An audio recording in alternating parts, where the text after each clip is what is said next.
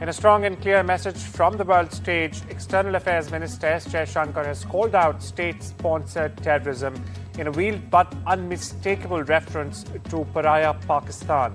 Now, speaking at the United Nations while inaugurating India's digital exhibition titled The Human Cost of Terrorism, Jaishankar said it's imperative to expose terrorism when it is backed by a state, fueled by extremism and spreads across borders. The exhibition, launched just a day before Pakistan takes over the UNSC presidency, showcases deadly terror attacks like the 1993 and 2008 Mumbai attacks and the recent Pahalgam strike as well.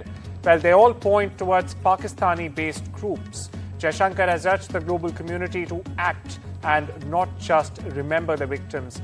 Now, this comes as a loud call at the UN: no impunity for terrorists, no tolerance for nuclear blackmail.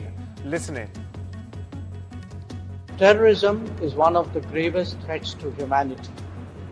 It is the antithesis of everything that the UN stands for: human rights, rules and norms, and how nations should conduct their dealings with each other. When terrorism is supported by a state against a neighbor, when it is fueled by the bigotry of extremism, when it drives a whole host of illegal activities, it is imperative to call it out publicly. And one way of doing so is to display the havoc that it has wreaked on global society. 5 weeks ago, the United Nations Security Council issued a strong condemnation of a particularly horrific act of terrorism in Pahalgam. It demanded that its perpetrators be held accountable and brought to justice. We have since seen that happen. What that response underlines is a larger significance of the message of zero tolerance for terrorism.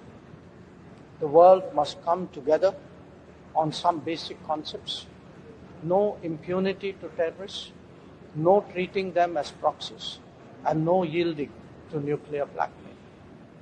Any state sponsorship must be exposed and must be countered. By now, we know well that terrorism anywhere is a threat to peace everywhere.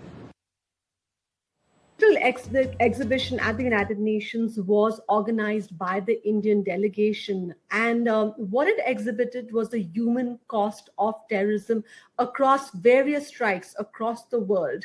What India has been highlighting at the United Nations for several years now is the cost that India has also faced in terrorism, and they've tried to highlight that if you don't crack down on state-sponsored terrorism in clear indication of Pakistan, then it's a threat not just to India, but also to the region and to across the world as well. Now, we must understand some context here. The seriousness with which countries like even the United States took terrorist groups in Pakistan is relatively recent. Till 2001, Lashkar-e-Taiba was not designated a foreign terrorist organization by the United States. They started taking it far more seriously after the 2001 attacks on US soil, which was the Twin Towers. So terrorism remains a major topic of concern for India. They've seen more headway, more attention is paid to India now because of what's going on in the world and because India has remained consistent on it. And this exhibition, again, is another point for India to emphasize.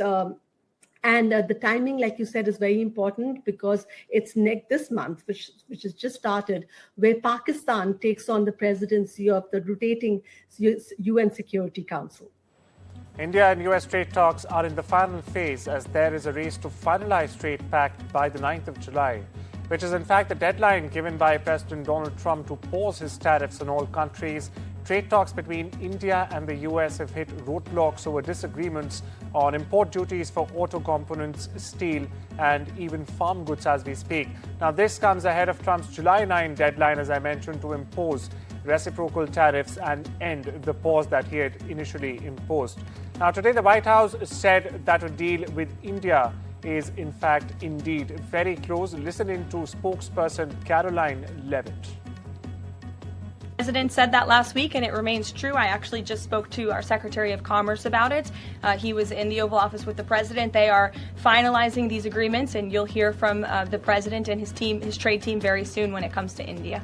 China? How do we counter China on that front? Yes, I mean, look, India remains a very strategic ally in the Asia-Pacific, and the President has a very good relationship with Prime Minister Modi, as you know, and he will continue to have that.